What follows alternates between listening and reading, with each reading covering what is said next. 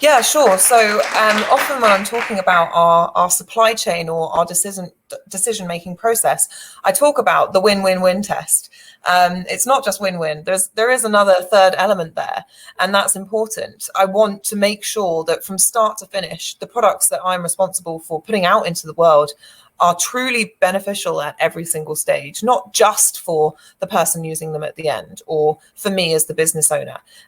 Going right to the start of that supply chain and the person growing is really important as well. So the first win would be, is it a win for your skin? There's no point repurposing these ingredients unless they have fantastic skincare benefits. Right? You buy a moisturizer because you want it to moisturize your skin. You buy an SPF to protect you from sun damage.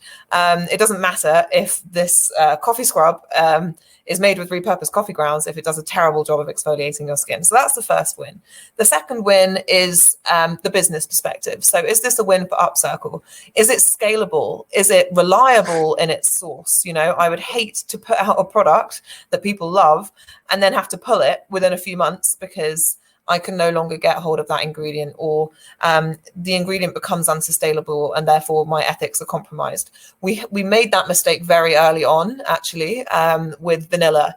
So we made a scrub that had vanilla extract infused into it, but then the supply for that globally really dwindled. So not only did the price go up, but also I didn't feel comfortable with the strain put on the original people trying to grow these crops. So I always have to factor that in as well.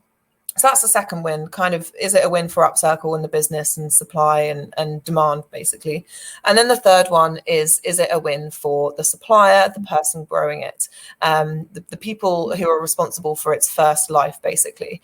And what's nice about this, if you take, for example, our date seed extract. So we repurposed date seeds into our body cream that we released last year. Now, dates are harvested primarily in Israel for use in things like jams or jellies, pastes, spreads, things like that. But the stones are, or seeds, are a complete byproduct. The growers have absolutely no use for them.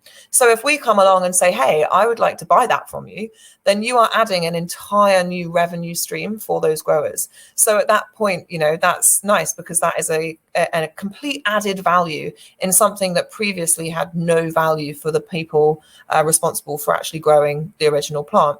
So that's a real win. But then equally, if you look at the businesses involved sometimes in the original product, so take the chai company or the coffee shops, the fact that we are taking away one of their waste not ingredients, but the wastes outputs from their business is a positive for them because it helps them bolster their own sustainability credentials. They can say to their customers, oh, hey, look, you don't have to worry about the waste produced here because actually we work with this really cool, innovative young brand who recycle our waste and turn it into something completely new. So for their, marketing, messaging, ethos, values, and sustainability credentials, it's also a win for them as well. So that's kind of the third win section that is a nice one for us to be able to tick as well.